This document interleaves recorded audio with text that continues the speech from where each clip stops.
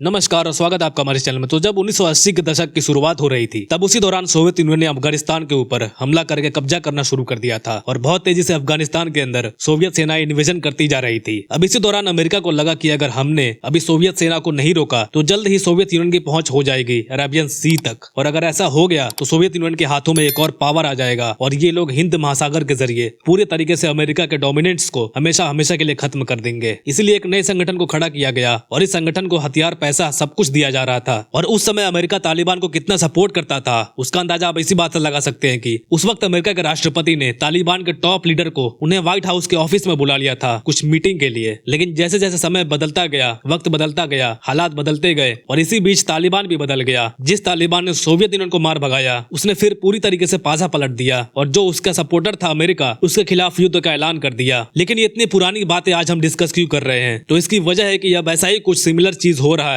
चीन के साथ। जी हाँ, दरअसल ये तो आप जानते ही हैं कि म्यांमार के साथ भारत का जो नॉर्थ ईस्ट इलाका है, यहाँ पर चीन काफी लंबे समय से जो उग्रवादी संगठन है उनका समर्थन करता आया है और उन्हें समय समय पर हथियार और पैसे भी देता रहता है ताकि ये संगठन भारत के नॉर्थ ईस्ट को अनस्टेबल करके रखे। साथ ही म्यांमार भी इसमें व्यस्त रहे इन संगठनों से निपटने में। लेकिन इन सबके बाद हाल ही में एक ऐसी घटना घटी है जिसने चीन को पूरी तरीके से हिलाकर रख दिया है और कई लोग इसे चीन का तालिबान वाला इंसिडेंट के साथ कंपेयर करने लग गए हैं, क्योंकि जिस तरह से 9/11 के हमले के बाद जिस तालिबान को अमेरिका ने बनाया उसी तालिबान ने अमेरिका के खिलाफ युद्ध छेड़ दिया था। ठीक उसी प्रकार से जिस उग्रवादी संगठन को पालता आया है चीन, उन्हीं ने अब चीन के खिलाफ भारत का साथ देना शुरू कर दिया है। जी हाँ, दरअसल आप खुद देखिए कि म्यांमार का एक बहुत ही शक्तिशाली और सबसे बड़ा विद्रोही गुट है जिसे अराकान आर्मी कहा जाता है। इस अराकान आर्मी का जो स्पोक पर्सन है उसने अभी एक इंटरव्यू दिया और उसने ये कहा कि भारत म्यांमार के अंदर एक प्रोजेक्ट चला रहा है और इस प्रोजेक्ट के तहत भारत म्यांमार के अंदर मौजूद सितवे पोर्ट को डेवलप कर रहा है, जिसे आप खुद देख सकते हैं। ये रहा सितवे पोर्ट और इस सितवे पोर्ट से भारत एक पूरे कालादान प्रोजेक्ट बना रहा है जो सीधा जाएगा भारत के नॉर्थ ईस्ट तक। और जिस एरिया में यह प्रोजेक्ट बनाया जा रहा है इस पूरे एरिया को डोमिनेट करती है अराकान आर्मी और इस समय अराकान आर्मी म्यांमार के सेना के खिलाफ लड़ाई भी लड़ रही है। तो खैर, म्यांमार की सेना को तो इसमें कोई दिक्कत नहीं थी पहले से ही, लेकिन अराकान आर्मी के स्पोक पर्सन ने ये खुद कह दिया है कि हमें भी कोई इशू नहीं है, बल्कि उल्टा हम इसे सपोर्ट कर रहे हैं क्योंकि इस प्रोजेक्ट से हमारे पूरे इलाके में बहुत तेजी से डेवलपमेंट होगा। इसलिए हम चाहते हैं कि भारत इस प्रोजेक्ट को जल्द से जल्द बनाकर पूरा करे और भारत को अगर जरूरत पड़ती है तो हम लोग खुद इसमें भारत का साथ भी देंगे। और यकीन मानिए ये स्टेटमेंट जो अराकान आर्मी का आया है ये चाइना के लिए 440 छोड़िए